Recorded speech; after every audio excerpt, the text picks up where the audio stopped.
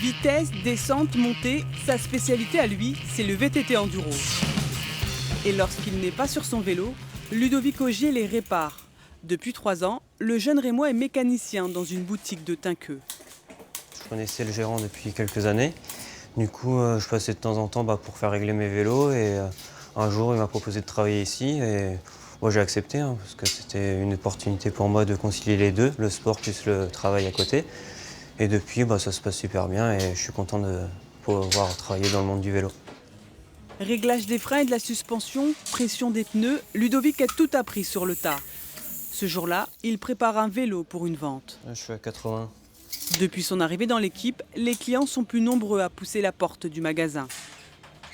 C'est un plus parce qu'il est connu dans son milieu et du coup les gens viennent spécialement pour le voir, pour les réglages de vélo, pour les suspensions, là où il est très fort. Un plus aussi pour le sportif de 25 ans. Grâce à son entreprise, il a récemment signé avec un nouveau sponsor. Autre avantage, son patron le laisse utiliser l'atelier de la boutique. On a tous les outils adéquats et à portée de main pour bien préparer son vélo, pour les pièces de rechange, etc. C'est vrai que c'est vraiment simple. On est directement dans le bon milieu, du coup c'est top. Ludovic bénéficie également d'un planning aménagé pour s'entraîner 12 heures par semaine. Direction les bois de Chenay, idéal pour la pratique du VTT enduro. Les sorties sur ces chemins forestiers lui permettent de mieux aborder les passages techniques et les spéciales chronométrées lors des compétitions où les parcours varient entre 30 et 40 km. Attaquer dans le chemin en montée pour pouvoir te faire les passages techniques un peu dans le rouge, bien essoufflé et que tu as les bras qui commencent à toxiner un peu. Ça marche ? Ouais. Allez, tu peux enchaîner, je regarde ça. Allez, là tu relances fort, tu relances fort. Tu t'appliques dans le virage. Belle relance. Travail d'endurance, mais aussi de résistance.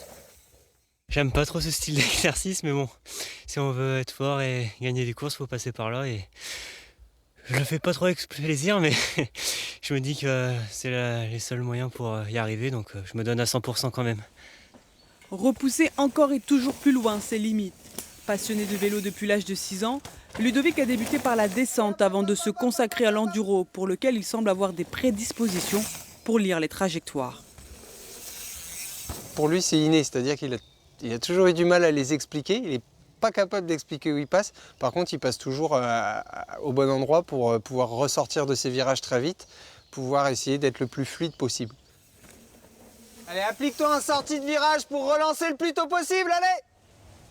Vice-champion de France en 2015 et vainqueur de la Coupe de France en 2016, l'athlète champardonnais espère étoffer encore un peu plus son palmarès. Gagner encore la Coupe de France, parce que je l'ai gagnée l'an dernier. Du coup, j'aimerais bien au moins faire aussi bien cette année et voir de meilleures places encore sur les courses internationales.